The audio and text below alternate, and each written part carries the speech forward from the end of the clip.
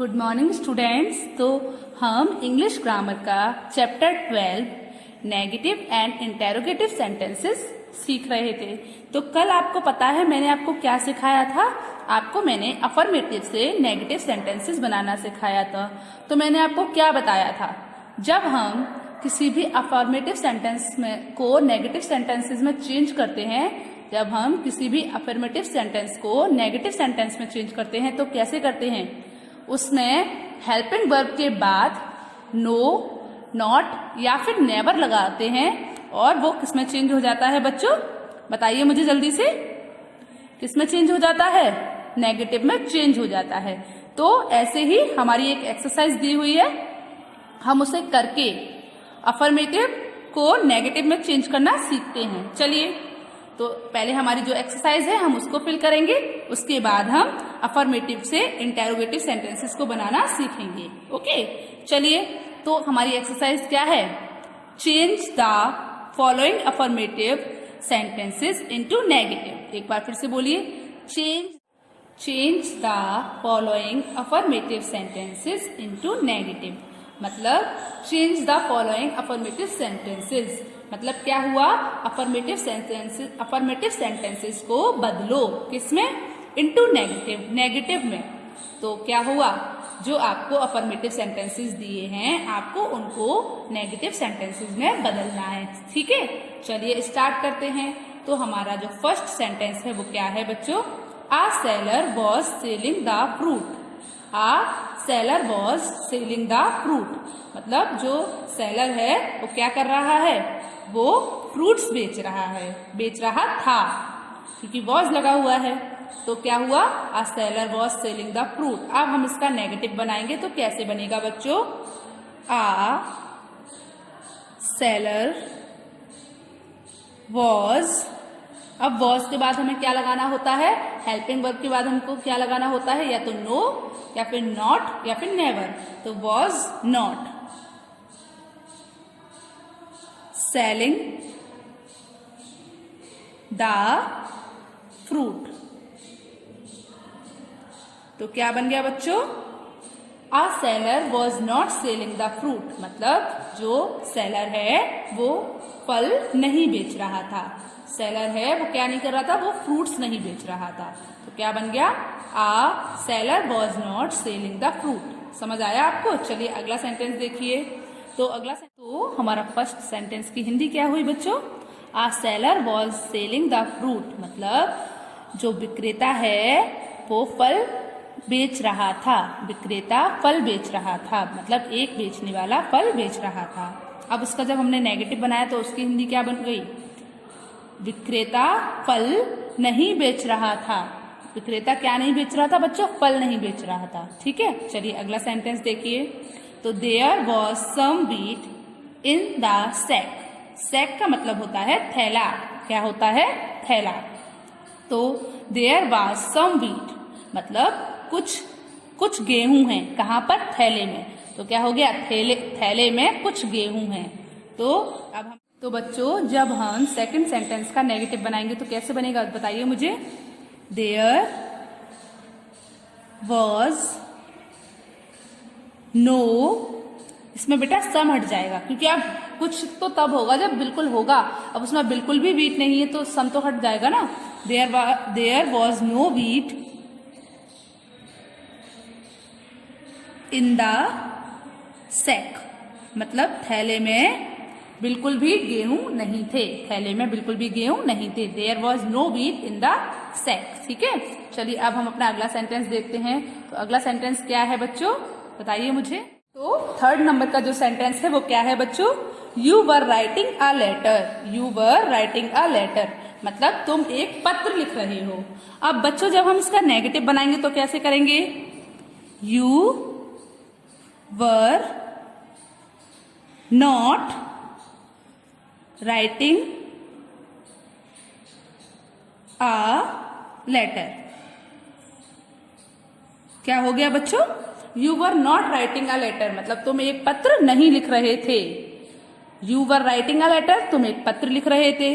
You were not writing a letter मतलब तुम एक पत्र नहीं लिख रहे थे। समझ आया? चलिए अब हम अपना अगला सेंटेंस देखते हैं।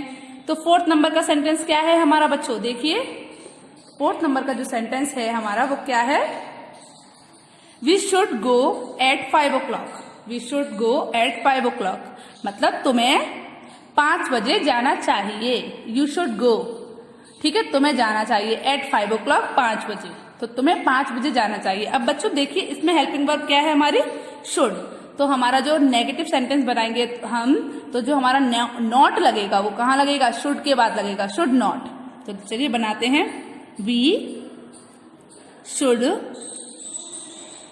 नॉट, नेगेटिव बनाएंगे तो हमारा बताया था ना जो भी हमारी हेल्पिंग वर्ब होती है उसके बाद लगता है नॉट, तो हमारी हेल्पिंग वर्ब शुड है, उसके बाद हमने नॉट लगाया, फिर गो एट 5 o'clock, ठीक है। तो क्या बन गया बच्चों, we should not go at 5 o'clock। समझ आया आपको। चलिए अब हम अपना अगला सेंटेंस देखते हैं। तो अगला सेंटेंस क्या है हमारा बताइए, He was reading a story book। He was reading a story book। He was reading a story book मतलब क्या हुआ कि वह एक कहानी की किताब पढ़ रहा था।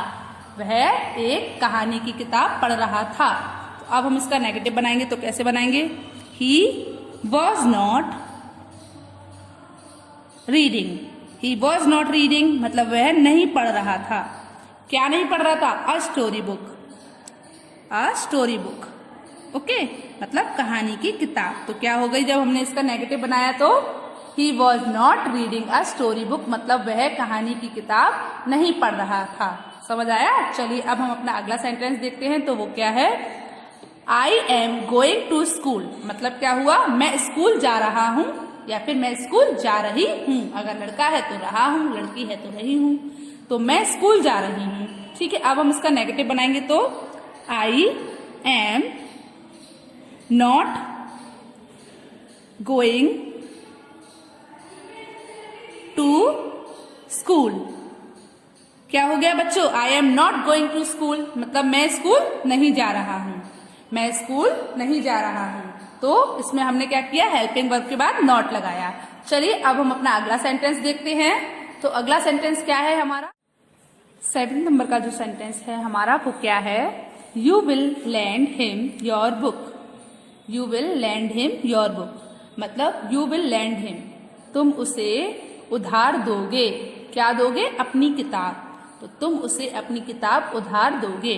तो जब हम इसका नेगेटिव बनाएंगे तो कैसे बनाएंगे, You will not lend him, क्या होगा, lend him, You will not lend him your book। Your book मतलब क्या हुआ बच्चों, तुम उसे अपनी किताब उधार नहीं दोगे, है ना, क्योंकि हमने नॉट लगाया। तो अब नेगेटिव हो गया कि मतलब तुम उसे अपनी किताब उधार नहीं दोगे। चलिए अगला सेंटेंस देखिए, You can go there now। You can go there now तुम अब वहां जा सकते हो। तुम अब वहां जा सकते हो। अब हमें क्या करना है, नेगेटिव बनाना है। तो you can not, can not में हम कभी भी नॉट को अलग से नहीं लिखते, कैन के साथ ही लिख देते हैं। You can not go there now. क्या हो गया बच्चों, तो you can not go there now तुम अब वहां जा सकते हो। तुम अब वहां जा सकते हो। अब हम नेगेटिव बनाते हैं, तो नेगेटिव का कैसे बनेगा, you can not go there now. You can not go there now मतलब क्या हुआ, तुम अब वहां नहीं जा सकते हो। तुम अब वहां नहीं जा सकते हो, ठीक है। आपको अफर्मेटिव से नेगेटिव में सेंटेंसेस को चेंज करना आया। आपने अभी एक्सरसाइज जब ए की थी तो आपको अफर्मेटिव से सेंटेंसेस को नेगेटिव में चेंज करना आया। चलिए अब हम अफर्मेटिव एंड इंटेरोगेटिव सेंटेंसेस सीखेंगे। क्या सीखेंगे कि हम अफर्मेटिव सेंटेंसेस से इंटेरोगेटिव सेंटेंसेस में कैसे चेंज कर सकते हैं। तो पहले हम अफर्मेटिव एंड इंटेरोगेटिव सेंटेंसेस देखेंगे, उससे हम अफर्मेटिव से इंटेरोगेटिव सेंटेंस बनाना सीखेंगे। चलिए स्टार्ट करते हैं। तो देखते हैं अफर्मेटिव एंड इंटेरोगेटिव सेंटेंसेस। एक बार हम अफर्मेटिव और इंटेरोगेटिव सेंटेंस की स्पेलिंग बोलते हैं। तो AFFIRMATIVE अफर्मेटिव। ठीक है, अफर्मेटिव की स्पेलिंग क्या होती है? AFFIRMATIVE affirmative. अब इंटेरोगेटिव की बोलिए।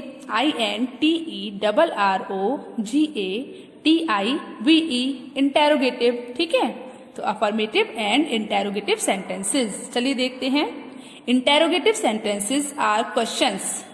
इंटेरोगेटिव सेंटेंसेस क्या होते हैं? प्रश्न होते हैं। इसमें हम किसी से भी क्या पूछते हैं बच्चों? प्रश्न पूछते हैं, और उसका ही जिसको हम प्रश्न पूछ रहे होते हैं तो उसे हम क्या बोलते हैं? इंटेरोगेटिव सेंटेंस बोलते हैं। It easy to make them. It is easy to make them मतलब क्या होता है? यह बनाने में कैसे होते हैं? आसान होते हैं। चलिए देखिए कैसे। He is flying a kite. एक सेंटेंस है आपके पास, वह पतंग उड़ा रहा है। वह क्या कर रहा है बच्चों? वह पतंग उड़ा रहा है। तो देखिए, जो हमारी हेल्पिंग वर्ब है वो क्या हो जाती है? वो सब्जेक्ट से आगे आ जाती है। क्या हो जाता है? जो भी हमारी हेल्पिंग वर्ब होती है वो सब्जेक्ट से कहाँ आ जाती है? आगे आ जाती है। He is flying a kite है तो हमारा अफर्मेटिव है, पर जब हमारी हेल्पिंग वर्ब आगे आ गई तो ये इंटेरोगेटिव हो गया। Is he flying a kite. अब देखिए, जो हमारी हेल्पिंग वर्ब थी वो सब्जेक्ट से पहले आ रही है ना, तो जैसे ही वो सब्जेक्ट से पहले आती है तो और दूसरा होता है एक क्वेश्चन मार्क का साइन। अगर ये दोनों चीजें लगी हैं तो ये हमारा इंटेरोगेटिव सेंटेंस है। तो जैसे आप देख सकते हैं कि इस सेंटेंस में जो हमारी हेल्पिंग वर्ब है वो क्या है? वो सेंटेंस से सब्जेक्ट से आगे है ना? सेंटेंस में क्या है? सब्जेक्ट से आगे है। तो क्या बना? Is he flying a kite मतलब क्या वह एक पतंग उड़ा रहा है? क्या वह एक पतंग उड़ा रहा है? तो यहाँ पर आप देख रहे हो ना, अब हम किसी से प्रश्न पूछ रहे हैं, क्या वह एक पतंग उड़ा रहा है? तो आप कहोगे हाँ वह एक पतंग उड़ा रहा है, या फिर नहीं वो एक पतंग नहीं उड़ा रहा है ना? आप बोलोगे ना। तो हम यहाँ पर अब क्वेश्चन पूछने लग गए। तो जब हम किसी से प्रश्न पूछते हैं तो वो क्या होता है बच्चों? इंटेरोगेटिव सेंटेंस होता है। और लास्ट में क्या लगता है? उसमें क्वेश्चन मार्क लगता है। चलिए देखते हैं आगे। In an interrogative sentence, the helping verb is brought to the beginning. क्या होता है? In an interrogative sentence, interrogative sentence में helping verb is brought to the beginning मतलब क्या होता है? helping verb को शुरू में ला देता है। क्या कर देता है? जो helping verb होती है उसको शुरू में ला देता है। ठीक है, चलिए देखते हैं आगे। कुछ एग्जाम्पल देखते हैं, उनसे देखते हैं कि अफर्मेटिव सेंटेंस से हम इंटेरोगेटिव सेंटेंसेस में कैसे बदल सकते हैं। Look at some example. ठीक है, कुछ एग्जाम्पल देखते हैं। तो जो हमारा पहला एग्जाम्पल है वो क्या है बच्चों?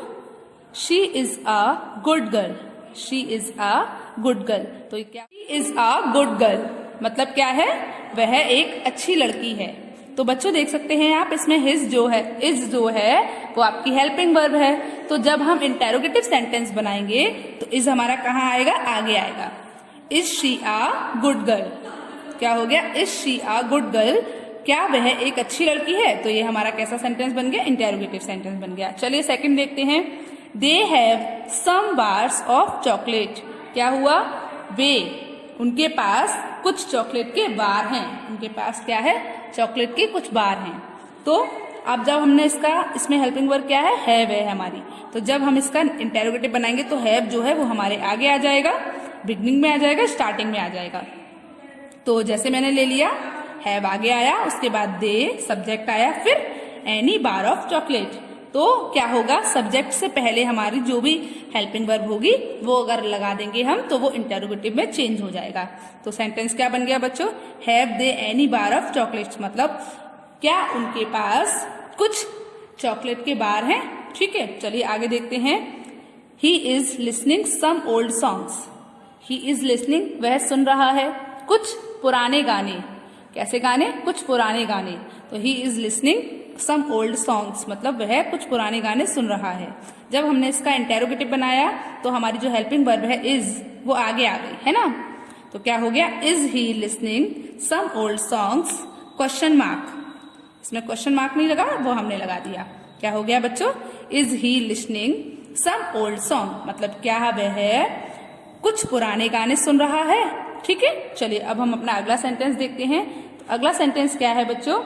We have done our official work.